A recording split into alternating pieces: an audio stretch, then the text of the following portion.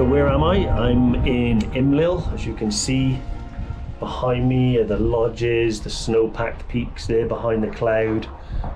We've just been on a hike up kind of onto that ridge, or about 2/3 of the way up, all the way around, down and then back. But as you can see, it is absolutely stunning here. Blue cloud coming through. Yeah, so my second time here, and I feel a lot different than I did the first time. The first time when I attempted to do Toubkal was back in April. This is now October.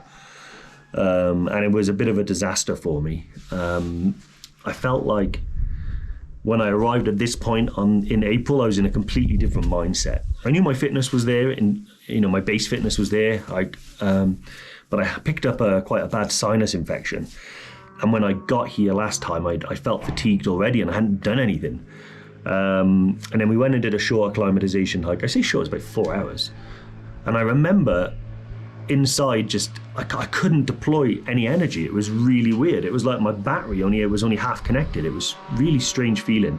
As soon as that happened, I started to go downhill mentally, and I really started looking to the end of the trek. And I don't mean the summit, I mean going home.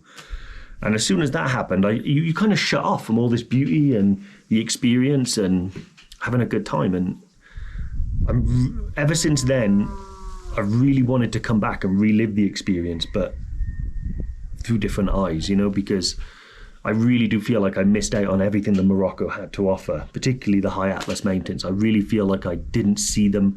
And if I did see, I didn't care, because all I wanted to do was get off the hill and go home, because I knew I was struggling. When we started the trek up to the refuge, to be honest with you, I knew internally that my summit hopes were over. I was even worse than I was the day before. I was sweating so much that my top was just completely full of just grey sweat, and you could see that I was dehydrating rapidly. I couldn't get the fluids in. I also didn't feel well, so that didn't make it any easier. And then ultimately, because it was like 38 degrees, I ended up suffering from heat exhaustion. And that night in bed in the refuge, I remember in my sleeping bag, and it was quite warm, and I just couldn't stop shivering no matter what I did. And if I even moved a little bit, it would trigger a new bout of shivering and nausea and everything like that. It was just bad news. I didn't want to quit without trying. So the next day I did get up and I did make an attempt on the summit, and I got about 1/3 of the way up Toubkal, and then decided that it was pointless. Even if I did get to the summit, coming down I'd have been a liability.